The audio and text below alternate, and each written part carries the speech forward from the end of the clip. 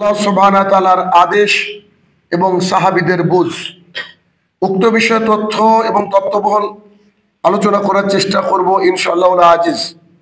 আমরা মানুষ, আল্লাহ রাসূল সাল্লাল্লাহু আলাইহি সাল্লাম বলেছেন, কুল্লু বানি আদম খাত্তাউন, পৃথিবীর যত বানি আদম রয়েছে অর্থাৎ আদম সন্তান রয়েছে তারা সবাই ভুল করবে। এই ভুল আমরা করব, এটা স্বাভাবিক।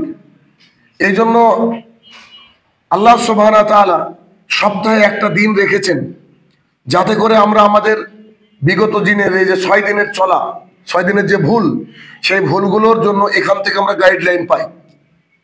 জুমার খুতবা গুরুত্বের দিক দিয়ে অপরিসীম। দাওয়াতি ময়দানের সবচেয়ে গুরুত্বপূর্ণ জায়গা হচ্ছে জুমার খুতবা। কেননা মানুষ বাড়ির থেকে সিদ্ধান্ত নিয়ে আসে যে আজকে আমি শুনবো, বিগত দিনের চলার পাপগুলোকে আমি বন্ধ করব এবং আগামী দিনে যাতে করে আমি জান্নাত পেতে পারি, আমার চলার পথ যেন আল্লাহ এবং আল্লাহ রসুলের প্রদর্শিত হয়, সেই পথে আমি যেন চলতে পারি। এটা হচ্ছে আমাদের মূল টার্গেট, মূল উদ্দেশ্য। তো আমরা ভুল করব, আবার এই জুমার দিনে এসে আমরা শুধরাবো, নিজেকে সংশোধন করে নেবো। এর চেয়ে বড় উত্তম পাওনা আর কিছু থাকতে পারে। আল্লাহ রসুল সাল্লাল্লাহু আলাইহি সাল্লামের যত সাহাবীগণ ছিলেন, হাজারো সাহাবী, লক্ষ সাহাবী ছিলেন, তাদের সমস্ত মানুষের চরিত্র সমস্ত সাহাবী যে খুবই উন্নত মানুষ ছিলেন, পাপ করতেন না, অন্যায় করতেন না, এমন কিন্তু ছিল না। অনেকে পাপের মধ্যে নিমজ্জিত ছিল, অনেকে অন্যায়ও করত, অনেক সাহাবী মুনাফিক, এটাও আমরা জানি, এমন দৃশ্য আমরা দেখেছি। কিন্তু সবার একটা কমন যে লক্ষ্য ছিল সেটা হচ্ছে আখিরাত। কেউ পাপের মধ্যে নিমজ্জিত হলো, ঠিক আছে, কেউ একটু মুনাফিকি করলো, ঠিক আছে, কিন্তু সবার মূল টার্গেট ছিল আখিরাত। এখান থেকে চলে গিয়ে পরকালের জীবনে কি করে মুক্তি পাওয়া যায়। হয়তো শয়তানের অসহায় সবাই আমরা পাপ করি, তারাও করেছে, কিন্তু তাদের মূল টার্গেট ছিল যে আখিরাত। এবং তাদের মধ্যে একটা অন্যতম বৈশিষ্ট্য ছিল যে কোরআনুল কারীমের আয়াত এবং হাদিসকে তারা যেমন করে নাজিল হতো তেমন করে মূল্যায়ন করত, যেটা আমাদের মধ্যে নাই। এটাই মূল আজকে খুতবার বিষয়, যে তারা নাজিলকৃত কোরআনুল কারীমের কোন আয়াত অথবা আল্লাহ রাসূলের মুখনিসৃত বাণীকে যেমন করে মূল্যায়ন করত, ঠিক তেমন করে মূল্যায়ন আমরা করি না। যদি আমরা করি, আমাদের সমাজ কিন্তু শুধরে যেত। কেমন? আল্লাহ সুবহানাহু ওয়া তাআলা কোরআনুল কারীমের এক একটা আয়াত এক এক দিন নাজিল করেছেন, একটু একটু করে প্রায় 23 বছর যাবত আল্লাহ তাআলা কোরআন নাজিল করেছেন। এবং প্র্যাকটিক্যাল ফিল্ডে রাসূল সাল্লাল্লাহু আলাইহি ওয়াসাল্লাম কিন্তু সেগুলোর উপরে আমল করে দেখিয়েছেন। কখনো জান্নাতের সুসংবাদ দিয়েছেন, সাহাবায়ে কেরামরা আনন্দে আপ্লুত হয়েছেন। কখনো জাহান্নামের কঠিন শাস্তির কথা বলেছেন, তখন তারা ভীত সন্ত্রস্ত হয়েছেন। কিন্তু সেই কোরআনুল কারীম আমাদের সামনে পঠিত হয়, আমরা তেলাওয়াত করি, আমাদের মধ্যে যেমন করে আসর পড়া উচিত কোরআনের, ওই বিষয়টা আমাদের মধ্যে নাই। তাহলে এখন প্রশ্ন উঠে, কোরআনের আয়াত তো সেই তেমনই আছে, কিয়ামত অবধি থাকবে, তাহলে আমাদের বুকের মধ্যে কেন ওই রকম কষ্ট অথবা আনন্দের অনুভূতি হয় না? এর উত্তর আপনাকে আমাকে খুঁজতে হবে। আমি যতটুকু বুঝেছি তার উত্তর কয়েকটা হতে পারে। 1 নম্বর উত্তর হচ্ছে যে আমরা কোরআনকে মনে করেছি যে আল্লাহ তাআলার এক বিধান, যখন যতটুকু সম্ভব আমি আমার গৃহপালিত পশুর মতো যেমন করে যেদিকে টান দিই, ওরকম টান দিয়ে কোরআনটাকে যতটুকু মানার অতটুকু মানি, ব্যাস। দ্বিতীয় হচ্ছে, কোরআনকে আমরা ওইভাবে মূল্যায়ন করিনি যেমন করে সাহাবায়ে কেরামের মূল্যায়ন ছিল। এটাই যে ফাইনাল ডেস্টিনেশন, দুনিয়ার বুকে যে কয়েক সেকেন্ডের জন্য আছে, এটা আমরা কেউ বিশ্বাস করতে চাই না। কারো জানাজার পিছনে গেল আমরা মনে করি লোকটা মারা গেল, আমি যে মারা যাবো এই অনুভূতিটা আমাদের হয় না। রাসূলুল্লাহ সাল্লাল্লাহু আলাইহি ওয়াসাল্লামের অসংখ্য হাদিস আছে, যে আমার মুখে হয়তো ইতিপূর্বে শুনেছেন, যে তিনি আনসারী সাহাবীর জানাজায় গিয়েছেন, কিন্তু কেঁদে তার দাড়ি মোবারক ভিজিয়ে ফেলেছিলেন। কেন? আল্লাহ রসুল কেন কাঁদবেন? তিনার তো কোনো আত্মত্যাগ তিনারা ছিলেন না, তিনার তো কোনো ভয়ের কোনো ব্যাপার নেই, তিনি তো নবী, তিনি তো জান্নাতের সবচেয়ে উঁচু মাকামে থাকবেন। কিন্তু আল্লাহ তাআলা তাকে একটা অন্তর দিয়েছিলেন যেটা হচ্ছে নিষ্কলুষ, যার মধ্যে আল্লাহ তাআলার ভয়ে ভীত সন্তুষ্ট থাকতো, যে অন্তর, ওই অন্তরের আজকে আমাদের অভাব। 3 নম্বর কারণ আমি যেটা খুঁজে পেয়েছি তা হচ্ছে আমাদের অন্তরে অনেকের মরিচিকা পড়ে গেছে। আমাদের অন্তরটা যেন দুনিয়ার প্রলেপে এতটা মোটা হয়ে গেছে যে আমাদের আখিরাতের কথাগুলোকে খুব একটা মূল্যায়ন করতে ইচ্ছে করে না। আজকেই দেখবেন, আপনার এই বেড়াতে খেয়াল করে দেখবেন, হাজারো মানুষ চালাতে দেখতে আসে না, হাজারো মানুষ দোকানপাট চালাচ্ছে, হাজারো মানুষ রাস্তাঘাটে চলছে। তার মানে তারা কি মুসলমান নয়? জি, তারাও মুসলমান, তাদের কাছে তারা মুসলমান, কিন্তু তারা তাদের মতো করে এই যে বুঝ, সেই বুঝ নিয়েছে। আমি একটা আয়াত তেলাওয়াত করেছি, মূল যে আজকের আলোচনার বিষয়, ওই আয়াত থেকে আমি আপনাদেরকে শোনানোর চেষ্টা করব যে সাহাবীদের বুঝটা কেমন ছিল আর আমাদের কেমন হওয়া উচিত। সূরা আলে ইমরান সূরা নম্বর 3 আয়াত নম্বর 102। আল্লাহ সুবহানাহু ওয়া তাআলা আয়াত নাজিল করে দিলেন, আজিজাল যেমন করে আল্লাহ আয়াত নাজিল করেন। আল্লাহ তাআলা বললেন, ইয়া আইয়ুহাল্লাযীনা আমানু, হে ঈমানদারগণ। কোন ভালো মেসেজ যখন আল্লাহ তাআলা দেন তখন ঈমানদারদেরকে ডাক দেন, ইয়া আইয়ুহাল্লাযীনা আমানু, হে ঈমানদারগণ, আত্তাকুল্লাহ, তোমরা আল্লাহকে ভয় করো, হাক্কা তুকাতিহি, যেমন করে ভয় করার দরকার, আল্লাহ যে তার হক আদায় করে তোমরা ভয় করো। ওয়ালা তামুতুন্না, তোমরা মৃত্যুবরণ করো না, ইল্লা ওয়া আনতুম মুসলিমুন, মুসলমান না হয়। সিম্পল আয়াত, সোজা আয়াত। সেদিনও পঠিত হয়েছিল, তিনারা কি বুঝেছিলেন, আজকে আমরা আমাদের সামনে পঠিত হলো, আমরা কি বুঝলাম। এখন ধরেন আপনার বাড়িতে একটা মিস্ত্রি লেগেছে, সে রঙের কাজ করছে, তার কাছে গিয়ে আপনি দাঁড়িয়ে দেখছেন যে সকাল থেকে 3 ঘন্টায় যতটা কাজ হওয়া উচিত ততটা কাজ সে করেনি। তার সামনে আপনি দাঁড়িয়ে বললেন যে কাজ কিন্তু যতটা হওয়া উচিত ততটা হয়নি। ওই যে লেবার রয়েছে, মিস্ত্রি রয়েছে, সে আপনাকে মালিক হিসাবে যেহেতু গ্রহণ করেছে, সেই ব্যক্তি কিন্তু ভয়ে থাকবে যে আমার বেতনটাকে আজকে ঠিকঠাক পাবো, আমার 3টে দেওয়াল করার কথা ছিল, আমি মাত্র 1.5খানা দেওয়াল করতে পেরেছি। সেই ব্যক্তি কিন্তু নিজে নিজে অনুতপ্ত হবে যে অন্যান্য দিন তো আমি এই 3 ঘন্টায় 3টে দেওয়াল করে ফেলি, আজকে 1.5খানা দেওয়াল। সে অনুতপ্ত হবে কি হবে না? নিশ্চিত হবে। এটা কেন বললাম, এর চেয়ে ভালো উদাহরণ আমার কাছে নাই। দেখেন, আল্লাহ সুবহানাহু ওয়া তাআলা যখন বললেন, হে ঈমানদারগণ, তোমরা আমাকে ভয় করো, আমি আল্লাহ আমার যে হক, এই হক আদায় করে ভয় করো। এখন সাহাবায়ে কেরামের মাথার মধ্যে একটা কথা আসলো, ওহো, তাহলে তো আমরা আল্লাহকে যেমন করে ভয় করার দরকার তেমন করে ভয় করছি না।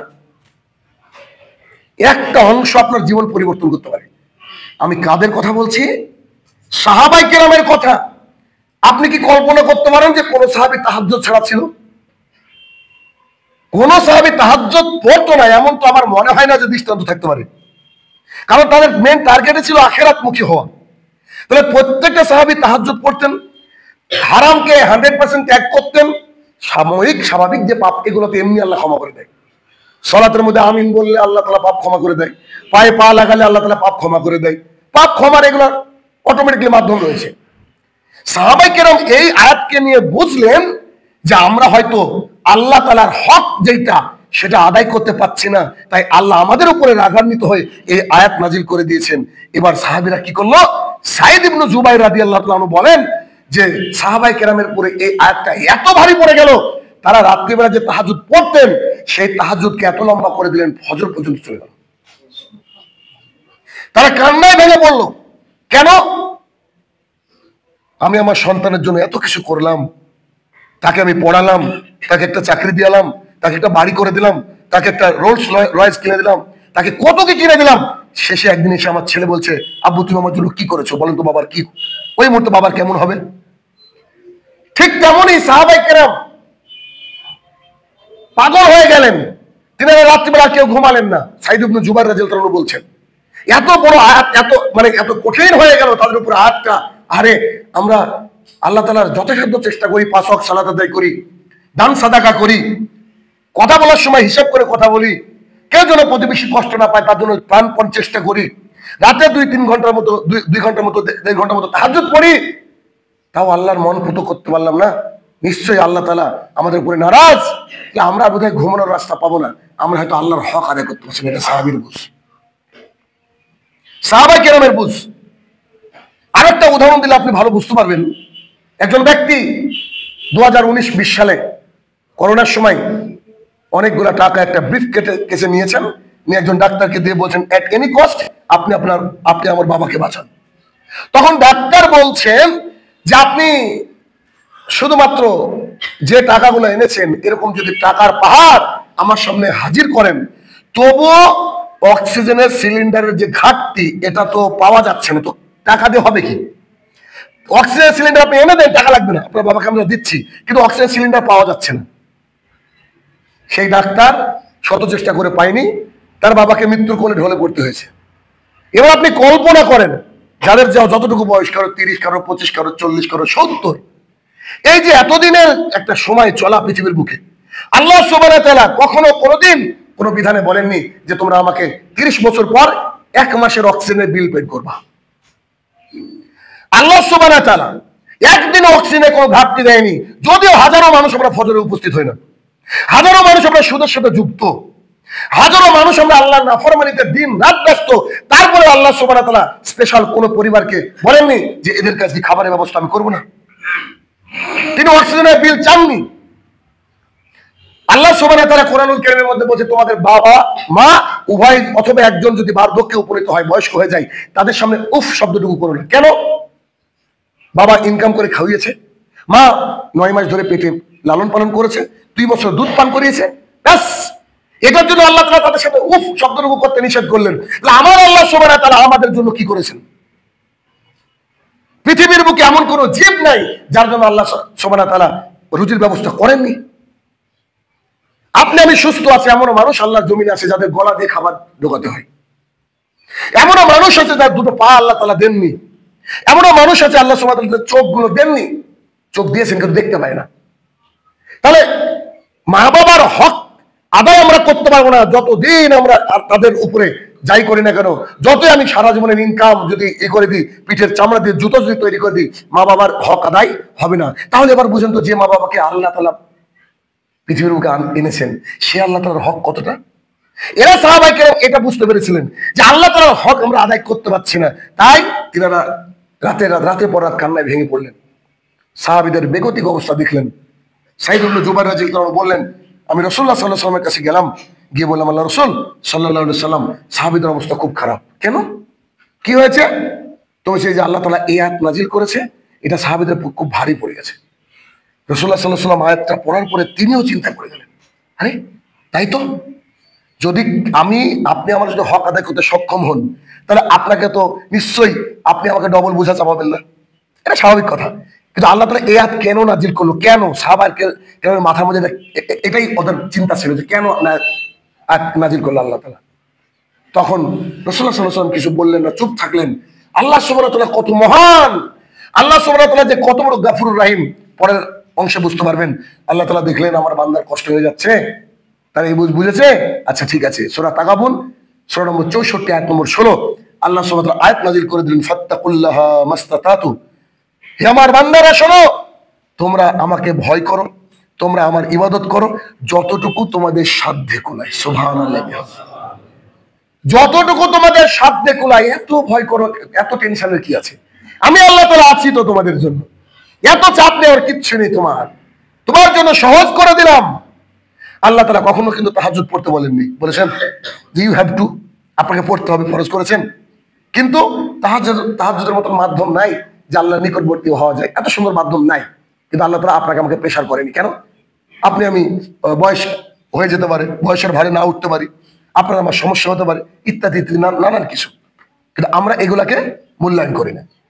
যদি একটু খেয়াল করে দেখতে পাবেন যে এই যে যখন আমরা আজান হয়, আজানের জবাব দিই, আল্লাহু আকবারের সাথে আল্লাহু আকবার বলি, আশহাদু আল্লা ইলাহা ইল্লাল্লাহ সাথে আশহাদু লা ইলাহা ইল্লাল্লাহ বলি।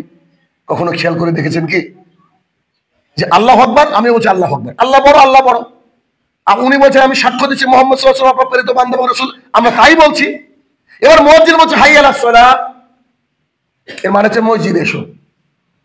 যদি আল্লাহ সুবহানাহু ওয়া তাআলা আমাদেরকে এই বাক্যটা শিখিয়ে দিতেন, আচ্ছা ঠিক আছে মসজিদে আসছি, হাইয়া আলাস সালাহ ডাকছেন তো মসজিদে আসছি, যদি আমরা আল্লাহ তাআলা আমাদেরকে এটা শিখিয়ে দিতেন, আল্লাহ যে কত বড় গফুরুর রহিম খেয়াল করেন, আমরা যদি বলতাম আচ্ছা ঠিক আছে মসজিদে আসছি, তখন আমি প্যারালাইসিস, তখন আমি অসুস্থ, আল্লাহ তাআলা নাফরমানি হয়ে যেত আমার জন্য, আমি পৌঁছাতে পারতাম না। আল্লাহকে বলছি আমি আসছি, আল্লাহ সুবহানাহু ওয়া তাআলা কত বড় গফুরুর রহিম, তিনি কি শিখিয়ে দিলেন, লা হাওলা ওয়ালা কুওয়াতা ইল্লা বিল্লাহ, হে আমার প্রতিপালক, আমার কোনো ক্ষমতা নাই, তুমি যদি আমাকে মসজিদে নিয়ে যাও তবে আমি যেতে পারবো। সুবহানাল্লাহ। তার মানে ওই যে প্যারালাইসিস ব্যক্তি, তার জন্য ক্ষমা হয়ে গেল এই একটা অংশে। সে বলবে আল্লাহ আমি তো অসুস্থ, তুমি যা দেখছো, তুমি আমাকে এবিলিটি দিচ্ছ না, তাই আমি যাচ্ছি না। যেদিন আমাকে আবার এবিলিটি দিবা, যার জন্য অনুমতি দেবা, সেদিন আমি যাবো। আল্লাহ সুবহানাহু ওয়া তাআলা কত মহান, কি দিয়ে বোঝাবো বলেন আপনাকে। তো এই আয়াত যখন নাজিল হয়ে গেল, সাহাবা কেরামের মুখে একটু হাসি ফুটলো যে যাক আলহামদুলিল্লাহ, আল্লাহ আমাদের উপরে দয়া করেছেন, আল্লাহ আমাদের উপরে রহমত করেছেন। আপনার আমার যত বয়স হচ্ছে এখন পর্যন্ত কোনোদিন কোন আয়াত আপনাকে আটকে দিয়েছে, আয়াত থেকে সামনে নিয়ে আপনি কান্না করেছেন, আয়াত থেকে নিয়ে আপনি টেনশনে পড়ে গিয়েছেন, এরকম কোনোদিন হয়েছে? হওয়া উচিত, হওয়া উচিত।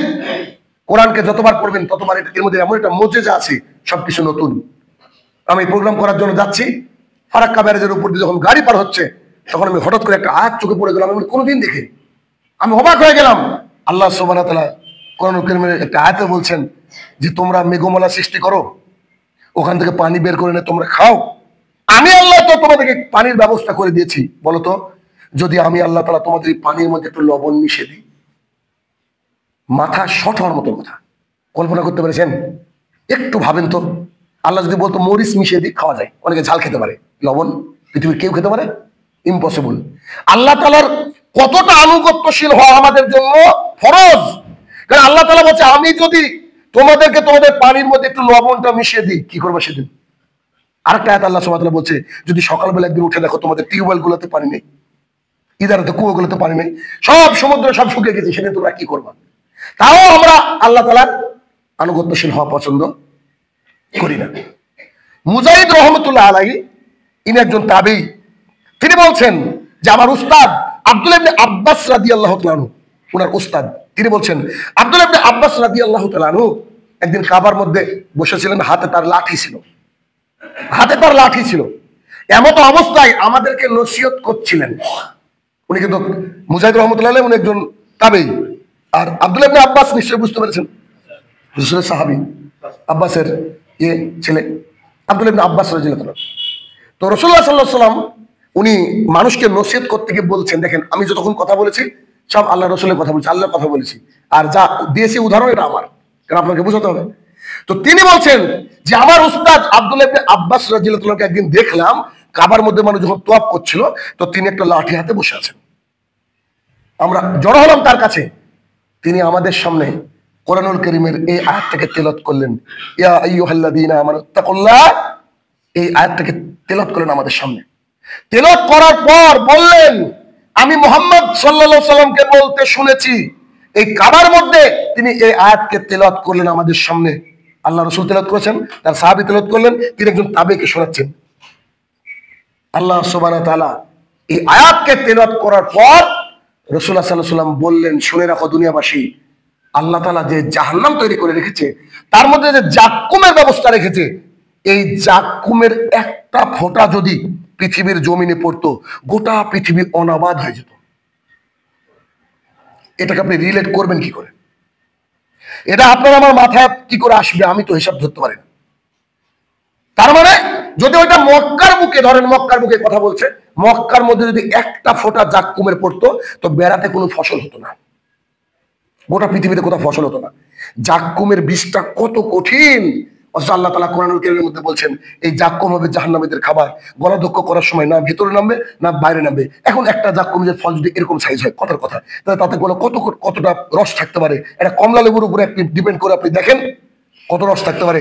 আল্লাহ সুবহানাহু ওয়া তাআলা বললেন, রাসূল সাল্লাল্লাহু আলাইহি ওয়াসাল্লামকে দিয়ে বলালেন যে তুমি বলো এই জাক্কুমের একটা ফোঁটা যদি দুনিয়ার কোনো জমিনে পড়তো, গোটা পৃথিবীতে অনাবাদ হয়ে যেত, আর ফসল হতো না। ওই জাক্কুম মানুষকে খাওয়ানো হবে কিয়ামতের মাঠে। এই আয়াতকে রিলেটেড করে সাহাবায়ে কেরাম কেন চিন্তিত থাকতেন, কেন এত বেশি তিনারা টেনশনে বুকে থাকতেন কোরআনুল কারীমের আয়াত নিয়ে, এক একটা হাদিস নিয়ে? কেননা তিনারা বুঝতেন যে যার কাছ থেকে আমরা কথা শুনছি তিনি হচ্ছেন মুহাম্মদ সাল্লাল্লাহু আলাইহি সাল্লাম। তিনি কে? সমগ্র মানব জাতির মধ্যে শ্রেষ্ঠ সন্তান, যাকে সিলেকশন করেছেন আল্লাহ তাআলা স্বয়ং। অতএব আমরা জানি যে জুমার দিনে আগে আসলে একটা উট কুরবানি হয়, কজন মূল্যায়ন করি বলেন? আমরা জানি যে প্রতিদিন যদি 10 বার কুল হুয়াল্লাহু আহাদ পড়ি, আল্লাহ তাআলা বলেছেন আমি জান্নাতের মাঝে একটা ঘর নির্মাণ করব তোমার জন্য। বলেন যে আজকে আমরা কজন পড়েছি? রাসূলুল্লাহ সাল্লাল্লাহু আলাইহি সাল্লাম প্রতিদিন 70 বার, অধিক 100 বার ইস্তিগফার পাঠ করতেন। আমরা কবি করি। আজকের দিনকে দরুদ পড়ার দিন হয়, দরুদ পড়ার দিন বলা হয়। আমরা কতজন দরুদ পড়ি? ক্রমাগত পড়তে হবে, ক্রমাগত। শুনেন, মূল্যায়ন করতে হবে কি করে? মূল্যায়ন যেমন করে সাহাবায়ে কেরাম করেছেন। আমি আমার একটা মূল্যায়ন আপনাদেরকে শোনাবো, দেখি অন্তর পরিবর্তন হয় কিনা। একটা হাদিসে দেখলাম আমি, রাসূলুল্লাহ সাল্লাল্লাহু আলাইহি ওয়াসাল্লাম বলছেন, তাকে একজন সাহাবী জিজ্ঞাসা করছেন, আল্লাহ রাসূল সাল্লাল্লাহু আলাইহি ওয়াসাল্লাম, আমি যখন দোয়া করব, দোয়ার 4 ভাগের 1 ভাগ যদি দরুদ পড়ি তো ঠিক হবে? দোয়ার মধ্যে হাত তুলে যখন দোয়া করি তখন রাসূলুল্লাহ সাল্লাল্লাহু আলাইহি ওয়াসাল্লাম বলছে, জি তুমি পড়তে পারো, তার চেয়ে বেশি পড়লে আরো বেশি নেকি। সাহাবীরা কি চালাক ছিলেন। আচ্ছা ঠিক আছে, তাহলে আমি দোয়ার 3 ভাগের 1 ভাগ দরুদ পড়বো, তাহলে ঠিক আছে কি? তখন বলছে পড়তে পারো, আরো বেশি পড়লে আরো নেকি। সাহাবী বলছেন যে 2 ভাগের 1 ভাগ আমি দরুদ পড়বো, যতটা সময় দোয়া করব, আর 1 ভাগ অন্যান্য দোয়া করবো। রাসূলুল্লাহ সাল্লাল্লাহু আলাইহি ওয়াসাল্লাম বলছে করতে পারো, তবে আরো বেশি পড়তে পারো। তখন সাহাবী অবাক। তখন ওই সাহাবী বলছে আমি কিছুই করবো না, খালি দরুদ পড়বো। রাসূলুল্লাহ সাল্লাল্লাহু আলাইহি ওয়াসাল্লাম বলছে তাহলে তুমি চিন্তিত হবে না, তোমার কোনো বিপদ থাকবে না। তার মানে কি বুঝতে পেরেছেন? চিন্তিত হবেন না কিয়ামতের মাঠে, বিপদ থাকবে না কিয়ামতের মাঠে, ওই ব্যক্তি জান্নাতে যাবে, সোজা কথা। যখন আমি হাদিসটা পড়লাম, পড়ে জুমার সালাতের পর সাধারণত আমি এমনি হাত তুলি, জুমার ফরজ নয়, সুন্নাত সালাতের পর হাত তুলে আমি আমার আমলটা বলি যাতে করে আপনারা একটু শুধরান, এতটুকু আর কিছু না। আমি হাতটা তুললাম, হাত তুলে প্রথমে দরুদ পড়া শুরু করলাম, কিছুটা পড়লাম, কতবার পড়েছি জানি না। পড়তে পড়তে এক পর্যায়ে আমার মনে হচ্ছে যে এখন তো আমার কিছু চাওয়া উচিত, খালি দরুদই পড়বো কেমন হবে, কিছু তো চাওয়া উচিত, এটা আমার মূল্যায়ন। চাইবো যখন, তখন আমি মনে মনে হাসছি, হেসে ফেলেছি জোরে করে। কেমন? আরে আমার অন্তরে যা আছে এটা তো আল্লাহ জানেন, আমি যে কি চাইবো এটা আপনি না জানলে কে জানে? আল্লাহ তাআলা জানে। তো আল্লাহ যদি আমার অন্তরের চাহিদা জানে, তা আমি আল্লাহ রাসূলের এই হাদিসের উপর আমল করি, শুধু দরুদ পড়ে শেষ করি। তা আমার যে চাওয়া এটা আল্লাহ কি জানেন না? তিনি আমার অন্তর জানেন। তা আমি ভাবলাম যে অন্তত একটা হাদিসের উপর আমল করি, এই হাদিসের উপরে এভাবে শুধু দরুদ পড়ে শেষ করে দিলাম। কেন? রাসূলুল্লাহ সাল্লাল্লাহু আলাইহি ওয়াসাল্লাম বলেছেন তাহলে তুমি চিন্তিত হবে না, তোমার ভয় থাকবে না। একবার ট্রাই করে দেখেন, দেখেন জান্নাত যেতে গেলে শুধু একটা সুন্দর আনুগত্যশীল অন্তর লাগে, বেশি কিছু লাগে না। আপনি জান্নাতে যাওয়ার জন্য যে আমলগুলো আছে, সেই আমলগুলা করার সময় আপনি মনে করবেন পৃথিবীর সবকিছু তুচ্ছ ওই আমলের কাছে, সবকিছু তুচ্ছ ওই আমলের কাছে। কেন? সকালবেলা উঠে সাইয়্যিদুল ইস্তেগফার যখন পাঠ করবেন, আপনার টার্গেট ধরেন একদিন ফজর মিস হয়েছে, হতে পারে মানুষ, আপনি ফজর আপনার মিস হয়েছে, উঠে প্রথমে আপনি যদি তড়িঘড়ি করে সাইয়্যিদুল ইস্তেগফার পাঠ করেন, তখন বোঝা যাবে যে আপনার অন্তরটা জান্নাত চায়। কেন? ফজর তো মিস করে ফেলেছি, এখন যদি সাইয়্যিদুল ইস্তেগফার পাঠ করি, রাসূলুল্লাহ সাল্লাল্লাহু আলাইহি ওয়াসাল্লাম বলছে সকালে পাঠ করলে সারা দিনের মধ্যে মরলে জান্নাত। এই যে প্রতিযোগিতা, নিজের মধ্যে যে নিজেকে অ্যাপ্লাই করা, যে আমি এই ইবাদত করব, আর এই ইবাদতটা করলে আলহামদুলিল্লাহ এখন থেকে যদি মারা যায় তো জান্নাত পাবো, টেনশন তো দূর হলো। অতএব সামান্য ছোট ছোট আমলের কারণে জান্নাত পাওয়া যায়। এবং সাহাবীরা যেমন করে মূল্যায়ন করেছেন, ঠিক তেমন করে আমাদেরকে মূল্যায়ন করতে হবে। দুনিয়ার জীবনটা একেবারে সামান্য জীবন, আর আমরা যদি মূল্যায়ন করতে পারি কোরআন এবং সুন্নাহকে, আল্লাহ তাআলা দুনিয়াতেও আপনাকে ভালো রাখবে, আখিরাতেও ভালো রাখবে। আল্লাহ তাআলা আমাদেরকে যেন সেই বুঝদান করে। আল্লাহুম্মা আমিন।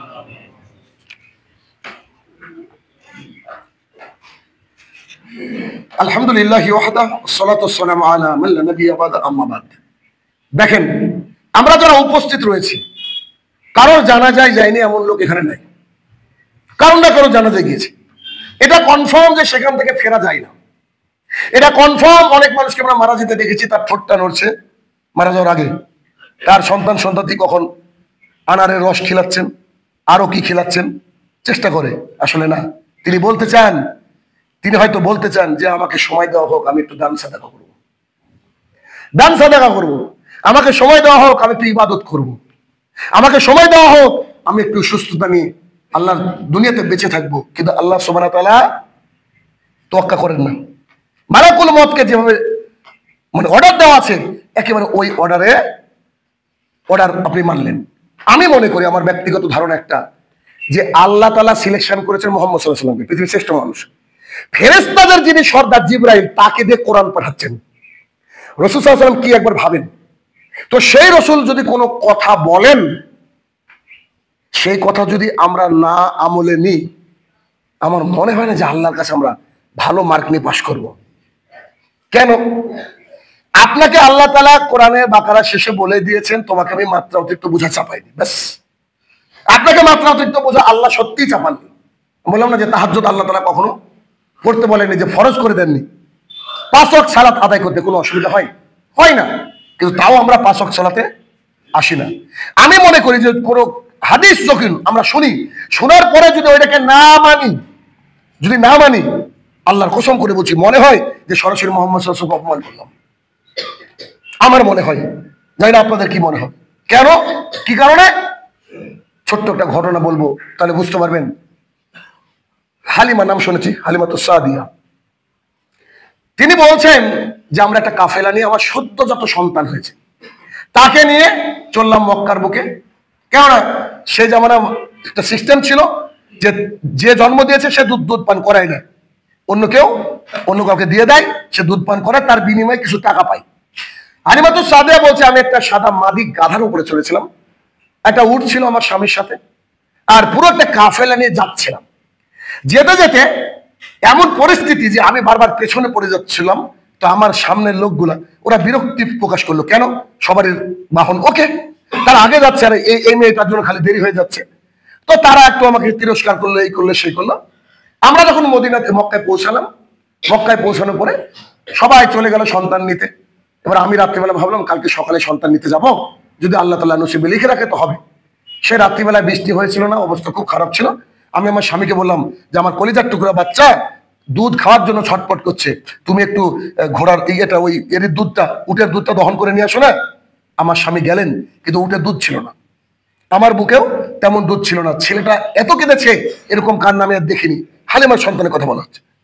পরের দিন সকালবেলায় যখন আমি গেলাম, যাক একটু কোনো সন্তানকে পাই কিনা, তো সবাই সবার মতো সন্তান পেয়ে গেছে, প্রায় আমি বাকি। তা আমাকে সবাই সংবাদ দিল যে যাও একটু দেখো, খুঁজতে গিয়ে দেখছি যে আব্দুল মুত্তালিব নামে একজন ব্যক্তি, বয়স হয়ে গেছে, আর্থিক সচ্ছলতা অত বেশি নাই, এমন একজন এতিম সন্তান আছে, তাকে নিলে তো আমি টাকা পাবো না, উদ্দেশ্য টাকা, সে তো হাদিয়া বড় ধরনের উপঢৌকন দিতে পারবে না। আমি তাকে নিলাম না। কাকে নিলাম না? মুহাম্মদ সাল্লাল্লাহু আলাইহি ওয়াসাল্লামকে আমি নিলাম না। হালিমাতুস সাদিয়া বলছেন, আমি চলে আসলাম রাত্রিবেলায়, দেখলাম যে খালি বাড়ি ফিরে যাচ্ছে, এতিমের সন্তানকে যদি নিয়ে আসি কিছু তো দিবে, 1 কেজি তো খেজুর দিবে। পরের দিন আমি আমার স্বামীর সাথে সিদ্ধান্ত করলাম, স্বামী বললো যাও, আল্লাহ তাআলা যেটা চাই নসিবে লিখে আছে ওটাই হবে, তো তুমি নিয়ে আসো আল্লাহ রসুলকে, এই মানে আল্লাহ রসুলকে নয়, মানে ওই এতিমটাকে নিয়ে আসো। তো তিনি আসলেন, এসে বলছেন কিছু আর করার নাই, ঠিকঠাক কিছু হাদিয়া দিয়েন, আপনার নাতিকে নিয়ে যাচ্ছি। তো তাকে নিয়ে আসা হলো। নিয়ে এসে তিনি বলছেন যে রাত্রিবেলায় আমার বাচ্চারও কাঁদছিল, আমি তাকে একটা মানে স্তনের একদিকে লাগিয়ে দিলাম, আর আমার সন্তানকে লাগিয়ে দিলাম। হালিমাতুস সাদিয়া বলছেন যে আমার সন্তান ওইভাবে পরিতৃপ্ত হয়ে ঘুমিয়েছে জন্মের পর প্রথম। আমার ফোকাস কোন জায়গায় বুঝতে পেরেছেন? আমি কার কথা বলতে এসেছি যে আপনি মানবেন না? হয় নাকি এটা? আপনি মানবেন না কেন? তো তিনি বলছেন যে আমি আমার স্বামীকে বললাম, বৃষ্টি তো হয়নি, অবস্থা খারাপ, উট কি দহন করা যাবে? আমরাও তো ক্ষুধার্ত। তো বলছেন যে ওই রকম দুধ ওঠে ইতিপূর্বে দেখিনি। তো আমরা দুজন ভাবতে লাগলাম, আল্লাহ হয়তো বরকত দিয়েছে, বারাকা দিতেই পারে। পরের দিন যখন আমি যাচ্ছিলাম তাদের সাথে, কাফেলার সাথে, তখন আমি যখন আমার ওই যে গাধার উপরে চলেছিলাম সাদা, তো ওইটা যখন চলছিল সবাইকে ছাড়িয়ে সামনে যাচ্ছিল। আসার সময় কি হয়েছিল? আসতে পারছে না, সবাইকে ছাড়িয়ে সামনে যাচ্ছিল। সবাই বলতে লাগলো, ও হালিমা আমাদের উপর একটু রহম করো, কি হলো, এটা কি সেই গাধা যে গাধা তুমি এসেছিলা? তো তিনি বলছেন, আমি তোর গাধা চেঞ্জ করে সামর্থ্য রাখি না, গাধা তো ওইটাই, এভাবে চলছে কেন? বলছে আমরা জানি না। যখন তিনি নিয়ে গেলেন বাড়িতে রাসূল সাল্লাল্লাহু আলাইহি ওয়াসাল্লামকে, বলা হচ্ছে যে তিনি যেখানে ওই তার গরু ছাগল ইত্যাদি গুলো চড়াতে যেতেন, এত দুধ হয়ে গেল, চারিদিকে মানুষ একদম রমরমা ব্যাপার, যে কি ব্যাপার। তখন অন্যান্য যারা বড় মানুষ আছে সেসব মানুষ তাদেরকে বললো, রাখালগুলাকে, নিজেদের রাখালগুলাকে, যে তোমরা কোথায় গরু চড়াও, কোথাও উট চড়াও? আরে হালিমার উট যেখানে চড়ে সেখানে চড়াতে পারো না। আসলে ওরা তোর গোপন খবর জানে না, ওরা তোর গোপন খবর জানে না যে আল্লাহ তাআলা কেমন করে বারাকা দিয়েছে। ইনি হচ্ছেন সেই মুহাম্মদ সাল্লাল্লাহু আলাইহি সাল্লাম, জিনার মুখের কথা বারাকা জিনার মুখের থুতু বারাকা, আর তিনি কোনো কথা বলছেন আর আমরা মুসাইব ইবনে উমাইর এসে বসে তার কথাকে মূল্যায়ন করব না। আমাদের যে জাহেল, আমাদের যে নোংরা মানসিকতা আর কে থাকতে পারে বলেন আপনি? এটা আমার কষ্টের জায়গা। আল্লাহ আপনাকে আমাকে জান্নাত দিবে, জান্নাত দিবে এটা জানি না, কিন্তু নাফরমানি করার জন্য বোধহয় ভাগ্য খারাপ আছে আমাদের। আমরা নাফরমানি কেন করলাম? কেন করলাম? যে আল্লাহ রাসূলের মুখের দিকে তাকিয়ে মানুষ দ্বীন ইসলাম গ্রহণ করেছে। আলী ইবনে আবি তালেবের কথা শুনেননি? যে চোখে দেখতে পাচ্ছিল না, আল্লাহ রাসূল থুতু মোবারক দিয়ে দিয়েছে, বলছে এরপর থেকে চোখে কোনো ডিস্টার্বই হয়নি। সেই মুহাম্মদ সাল্লাল্লাহু আলাইহি ওয়াসাল্লামের কথা আপনার সামনে পেশ করা হলো। তিনি বলছেন, এই আয়াতকে তেলাওয়াত করার পর বলছেন, এই জাক্কুমের একটা ফোঁটা যদি পৃথিবীতে আসে, পৃথিবী অনাবাদ হয়ে যেত। আমাদেরকে কত গভীরভাবে চিন্তা করা উচিত, কত গভীরতায় যাওয়া উচিত। এই গভীরতা যদি আমরা না যাই, কারণ দুনিয়ার বুকে ফেল করা যায়, আবার পাশ করা যায়, আবার সুযোগ গ্রহণ করা যায়, কিন্তু আখিরাতে এই সুযোগ গ্রহণ করা যাবে না। নিজেকে পরিশুদ্ধ করুন, নিজেকে পরিবর্তন করুন, নিজেকে ভাবেন যে আমি অতিথি মাত্র, দুদিনের জন্য এসেছি, আমাকে চলে যেতে হবে, তাই বলে আপনাকে ইনকাম করতে নিষেধ করছি না। দুনিয়ার বুকে সুন্দর একটা সময় কোয়ালিটি টাইম স্পেন্ড করতে আমি নিষেধ করছি না, কিন্তু আপনার মাথার মধ্যে থাকবে যে আখিরাত। সকালবেলা থেকে এই পর্যন্ত 95 করেছে আমাদের নিজের জন্য, আল্লাহর জন্য 5। অনেকের ভাগ্যে তাও জুটেনি, কিন্তু উচিত ছিল 95 করার জন্য, আল্লাহ তাআলার জন্য, আমাদের জন্য 5। বিশ্বাস করেন আল্লাহ তাআলা আপনাকে সুস্থ রাখবে, আল্লাহ তাআলা আপনাকে নিয়ামত দিবে দুনিয়াতে এবং আখিরাতে, যদি আপনি আল্লাহর ইতাত করেন। আর আল্লাহর ইতাত করা এমন কিছু কষ্ট সাধ্য না। 24 ঘন্টার মধ্যে মাত্র এক ঘন্টা লাগে বোধহয় 5 ওয়াক্ত সালাত আদায় করতে। একটা ঘন্টা আল্লাহর জন্য স্পেন্ড করেন, আর নিজের ঠোঁটটাকে ভিজিয়ে রাখবেন সবসময় জিকির আজগারে। জিকির আজগারে রাস্তায় চলছেন, সুবহানাল্লাহ, আলহামদুলিল্লাহ, আস্তাগফিরুল্লাহ পড়তে থাকেন, পড়তে থাকেন। যত পড়বেন আল্লাহ তাআলা আমাদের অন্তরটাকে কি করবে? পরিশুদ্ধতা দান করবে। আর কোরআন নিয়ে, ইসলাম নিয়ে গবেষণা করেন। এই জন্য আমি এ বলে শেষ করব যে মাঝে মাঝে আমি প্রশ্ন করি, 60 বছর 70 বছর তো সালাত আদায় করছেন, কদিন এরকম হয়েছে যে ইমাম সাহেব কিরাত করতে করতে কান্নায় ভেঙে পড়েছে, আপনিও কান্না করেছেন? এরকম অনেকের অ্যাকাউন্টে নাই, একটা দিনও নাই। কিন্তু আপনি মক্কার বুকের মানুষগুলোকে দেখেন না? তারাবি পড়তে গেলে তারা যখন কিরাত আসতো যে জাহান্নাম, এই কথা আসতেই তারা কান্নায় ভেঙে পড়ে। কেন? তারা জাহান্নামের ব্যাপারে জানে। আবার ওই মুখেই আয়াত করতে করতে বলছে, আল্লাহ সুবহানাহু ওয়া তাআলা বলছে, তোমরা কেন টেনশন করো? তোমাদের জন্য আমি এমন জান্নাত প্রস্তুত করে রেখেছি যে জান্নাতে তলদিক দিয়ে নহর বয়, সঙ্গে সঙ্গে সে কাঁদতে কাঁদতে আবার হাসে। এটাই তো হওয়া উচিত আমাদের, এটাই তো হওয়া উচিত। অতএব আমাদের জীবনকে পরিবর্তন করার জন্য কোরআন যথেষ্ট, এক একটা আয়াত যথেষ্ট। আপনি পড়বেন, আমাদের পড়া উচিত এবং গবেষণা করা উচিত, গবেষণা করা উচিত। কেননা এই পরের জীবনটা এমন একটা জীবন, এমন একটা জীবন যে জীবনের কোনো শেষ নেই। ওখানে ভালো থাকতে গেলে দুনিয়াতে না হয় একটু খারাপ থাকলেন, খারাপ কি? আপনার বন্ধু সে আপনার সাথে সলাতে যাচ্ছে না, আপনি আসলেন, ব্যাস এতটুকু। এতটুকু স্যাক্রিফাইস করেন আপনার নিজের জন্য, নিজের পরিবারের জন্য, নিজের পরিবারকে দ্বীন ইসলাম বোঝান। বাড়ির মধ্যে এমন একটা মাহল তৈরি করেন যে সবসময় সুবহানাল্লাহ, আলহামদুলিল্লাহ, আল্লাহু আকবার, এগুলো চলবে। পরিশেষে একটা হাদিস বলে শেষ করব। রাসূলুল্লাহ সাল্লাল্লাহু আলাইহি ওয়াসাল্লাম এই যে দুনিয়ার বুকে মানুষকে জান্নাতে যাওয়ার যতগুলো আমল শিখিয়েছেন, যতগুলো আমল শিখিয়েছেন, তার মধ্যে একটা আমলের কথা আমি কালকে বাবু ভাইয়ের সাথে আমি আলোচনা করছিলাম, বলবো না ভেবেছি, তাও বলি। একটা আমি আমল করি, এই আমলটা আমি চাই যে মুসাব ইবনে উমরের সবাই করি, বলেন ইনশাআল্লাহ। একটা আমল কেমন দেখেন, হাদিসটা লম্বা, ওদিকে যাচ্ছি না। উমর ইবনুল খাত্তাব থেকে বর্ণনা রয়েছে রাদিয়াল্লাহু তাআলা। তিনি বলছেন, রাসূল সাল্লাল্লাহু আলাইহি ওয়াসাল্লাম বলেছেন, মুয়াজ্জিন যা বলে তোমরা তাই বলো, মুয়াজ্জিন যা বলে তোমরা তাই বলো। ওই যে যেটা বললাম একটু আগে। তারপরে দরুদ ইব্রাহিম পড়ো, তারপরে আল্লাহুম্মা রাব্বা হাযিহি দাওয়াতি তাম্মা সালাতিল কাইমাতি মুহাম্মাদান রাসূলুল্লাহ ফাদিলা মাসু মাকামা মাহমুদুল্লাহ, এই এতটুকু পড়ো। এটা বলার পরে রাসূল সাল্লাল্লাহু আলাইহি ওয়াসাল্লাম বলছেন, বাক্যটা খেয়াল করবেন, রাসূলুল্লাহ সাল্লাল্লাহু আলাইহি ওয়াসাল্লাম বলছেন, তোমাকে কি করে জান্নাতে নিয়ে যেতে হয় ওটা আমার জিম্মেদারি। সুবহানাল্লাহ। কি বলছেন? মুহাম্মদ সাল্লাল্লাহু আলাইহি ওয়াসাল্লাম, তোমাকে কি করে জান্নাতে নিয়ে যেতে হয় এটা কার জিম্মেদারি? আমার জিম্মেদারি। আমাদের তো অত কিছু আমল নাই, আমাদের তো অত কিছু আমল নাই যে আমাদের এত কিছু আমল নাই যে আমলের কারণে আমরা বেশি বেশি করে জান্নাত যেতে পারবো। এরকম কোনো আমল আছে কি? নাই। তবে কি, আমি যেটা করি, ধরেন আমি হোন্ডা নিয়ে কোথাও যাচ্ছি, আমার দেশের কথা বলছি, যাচ্ছি, যেতে যেতে দেখছি যে একটা মসজিদে আল্লাহু আকবার বলে আযান শুরু হলো।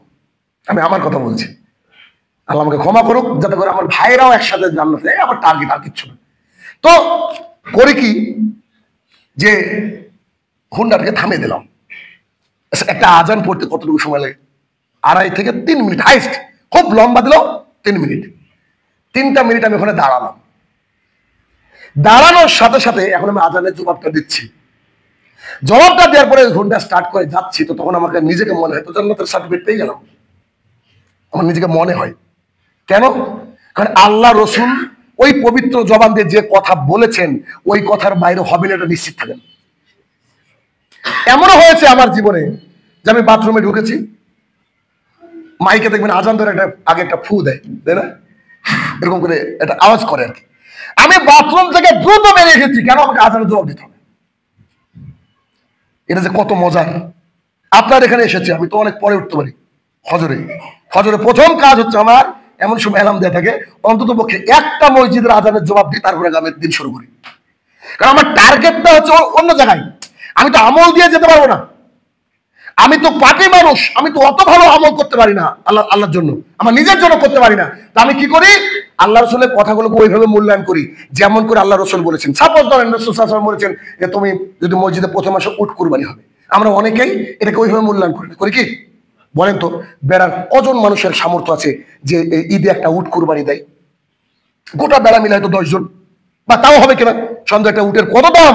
কিন্তু আপনি আমি চাইলে জুমার দিনে উট কুরবানি করতে পারি কি পারি না? এবার আল্লাহ রসুলের যে হাদিসটা, ওই হাদিসটাকে আমি এইভাবে মনে করি, আল্লাহর কসম করে বলছি, আমি যদি মসজিদে আগে আসি তা আমি মনে করি তো আমি উট কুরবানি দিলাম। আল্লাহর কাছে নিয়ে শিওর নিব যে কই ওই দিনে উটটা কই। বিশ্বাস করেন আমার ভেতরটা এরকম, আমার ভেতরটা এরকম। কেন? আল্লাহ তো আমাকে যে নির্দেশ দিয়েছেন, আমি তো ওই নির্দেশের বাইরে কাজ করছি না, আমি ওই নির্দেশ মানছি। তাহলে আল্লাহ তাআলা কি আমাকে দিবে না? নিশ্চিত দিবে। আমাদের টার্গেট থাকতে হবে এইটা। যদিও টাইম একটু বাড়ানোর কথা বলা হয়েছে, আপনাদেরকে বিরক্ত বেশি করবো না, কারণ বছরে একবার আসি, তো গতবার ফাঁকি দিয়েছি, আসতে পারিনি। তো দেখেন শেষের দিকে এসে এটা হাদিস বলি, অন্তত এই হাদিসটাকে বাড়িতে নিয়ে যান। আসলে হাদিস এবং কোরআনকে মূল্যায়ন করা সাহাবী এবং মানুষদের সংখ্যা খুব কম পাবেন ভাই। হাজারো বক্তা দেখছেন না স্টেজে যেসব বক্তৃতা দেয়, তার সাথে তার জীবনের মিল নেই। অল্লাহি খুব খারাপ লাগে বলতে, আমাদের তো জাত ভাই, বুঝেন না? অরিজিনালি বলছি, তারা যা বলে তার পরিবারে গিয়ে পাবেন না আপনি, মিল নাই। আসলে এগুলো টাকা ইনকামের একটা অন্যতম মাধ্যম হয়ে গেছে বাংলাদেশে। মানে যে বক্তা, যে আলেম, তার নাকি কোনো ব্যবসা লাগে। আশ্চর্য কথা। আবু বকর সিদ্দিক রাদিয়াল্লাহু আনহু তবু ব্যবসা করতেন, ওনাকে খলিফার দায়িত্ব দেওয়া হয়েছিল। কল্পনা করতে পারছেন?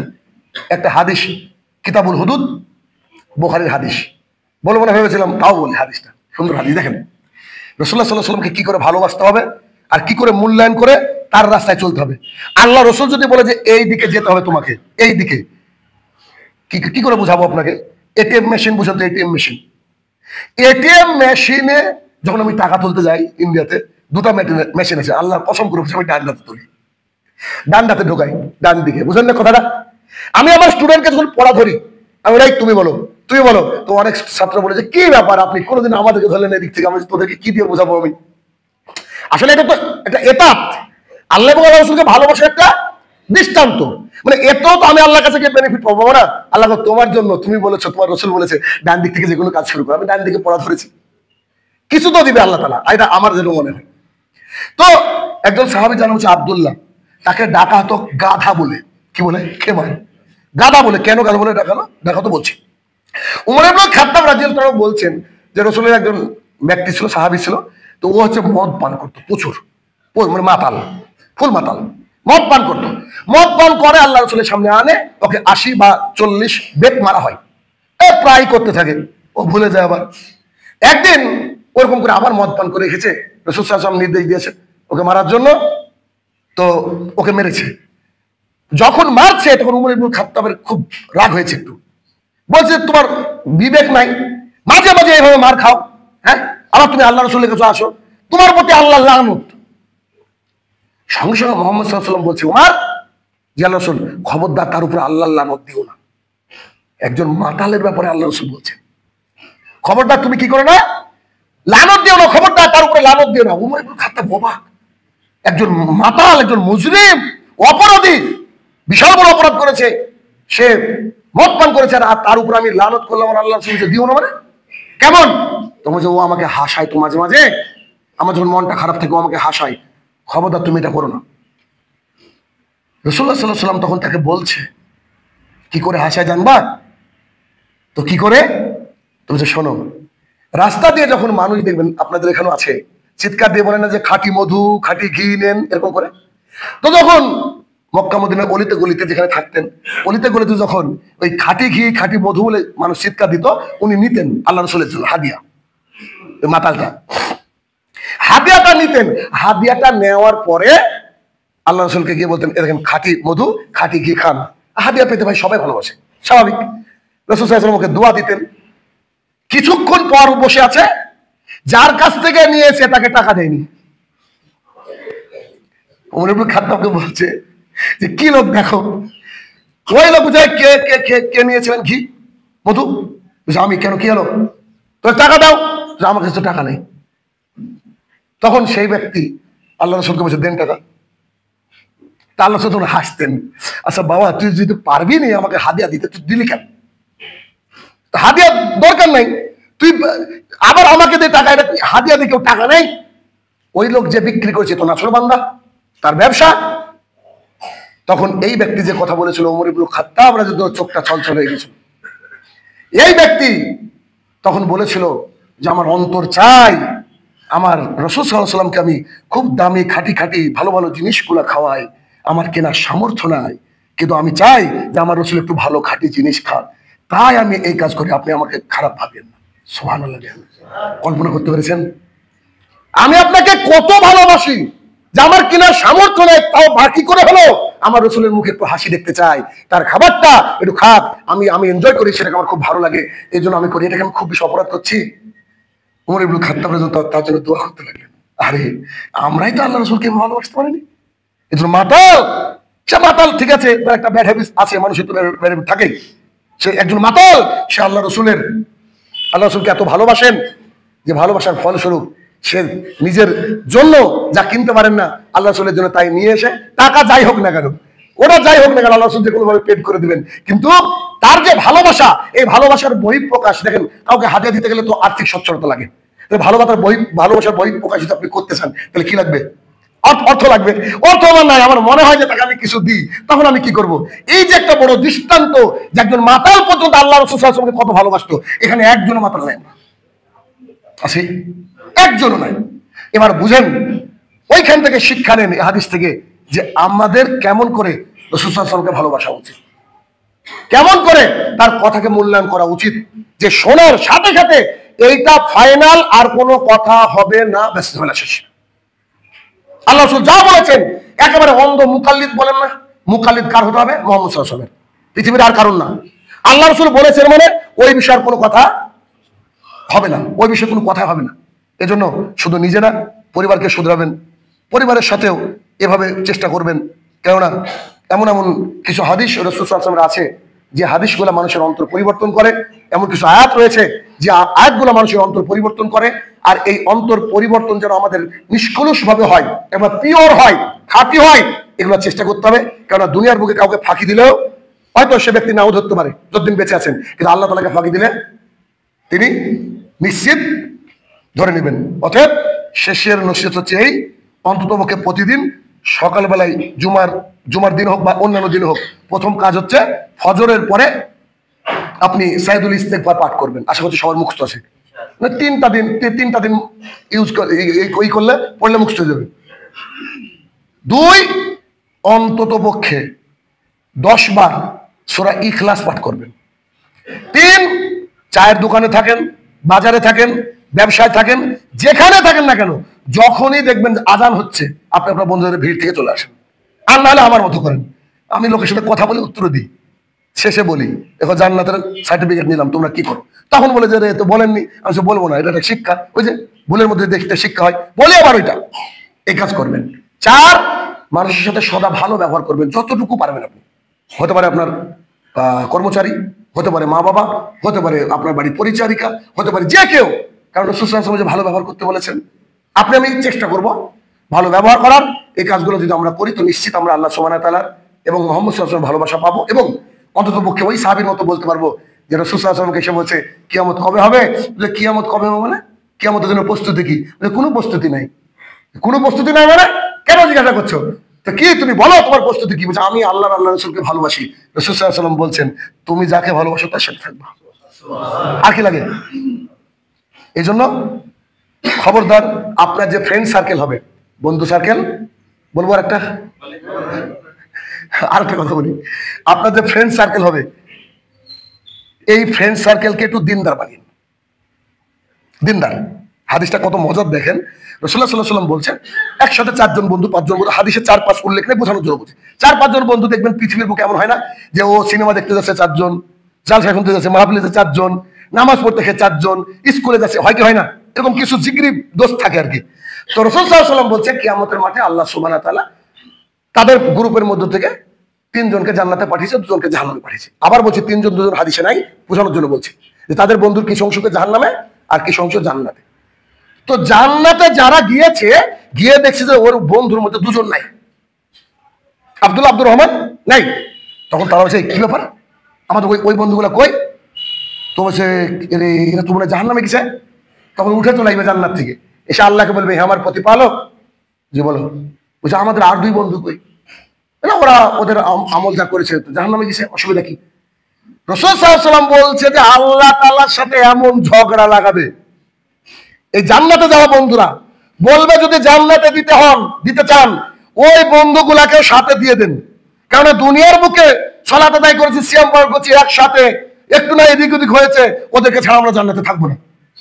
রাসূল সাল্লাল্লাহু আলাইহি ওয়াসাল্লাম বাক্যটা শুনেন, যে আল্লাহর সাথে এমন ঝগড়া করবে, দুনিয়াতে হক আদায় করার জন্য এরকম ঝগড়া কোনদিন করেনি। সুবহানাল্লাহ। মানে বন্ধুর সাথে রেস্টুরেন্টে গিয়ে বিল দেওয়া নিয়ে এত ঝামেলা করেনি।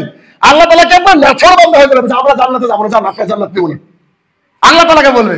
তখন আল্লাহ সুবহানাহু ওয়া তাআলা বলবে আরে বাপ রে, এত ভালোবাসা, বুঝেছি সামান্য একটু ঘাটতি ছিল ওদের, তা আপনি ওদেরকে জাহান্নামে দেবেন, চিরকাল দুনিয়াতে একসাথে থাকলাম, জান্নাতে থাকবো মনে করে। যখন এই হাদিসটা শুনেন আল্লাহকে বলতে পারবেন যে আমি তো শুনেছি যে এরকম ব্যাপার, ওকে দিলেন কেন? তখন রাসূল সাল্লাল্লাহু আলাইহি ওয়াসাল্লাম বলছেন যে আল্লাহ সুবহানাহু ওয়া তাআলা বলবে যাও তাহলে তোমরা ওদেরকে নিয়ে আসো, কাছে রাখা হবে আর কি, ওদেরকে নিয়ে এসে বলবে চল দোস্ত চল এবার জান্নাতে যাই। সুবহানাল্লাহ। তাহলে দুনিয়ার বুকে কাকে বন্ধু বানাবেন? ইমানদার ছাড়া অন্য কেউ যেন আপনার বন্ধু না হয়। নিজের মায়ের পেটের ভাই, ঠিক আছে, ভাইয়ের যে অধিকার অতটুকু, কিন্তু তার সাথে ওই অন্তরঙ্গ থাকবে না। কিন্তু আপনার সাথে অন্তরঙ্গ থাকবে তার পৃথিবীর যেখানেই হোক না কেন, ও যদি ইমানদার হয়। ইমানদার হয় কেন? কারণ আমি জানি আমার গাড়ি নিয়ে আমি চলি, আমার পেট্রোল কত দূর যাবে, কিন্তু আমার বন্ধুর পেট্রোল হচ্ছে ফুল, বুঝলেন না? ওর পেট্রোল দিয়ে আমি যেন জান্নাতে যেতে পারি। আমার প্রতিপালক যা শুনলাম ওই জন্য আমরা আমল করতে পারি, আল্লাহ তুমি সেই তৌফিক দাও করো, আল্লাহুম্মা আমিন। আমার প্রতিপালক যারা আমরা উপস্থিত হয়েছি কোরআন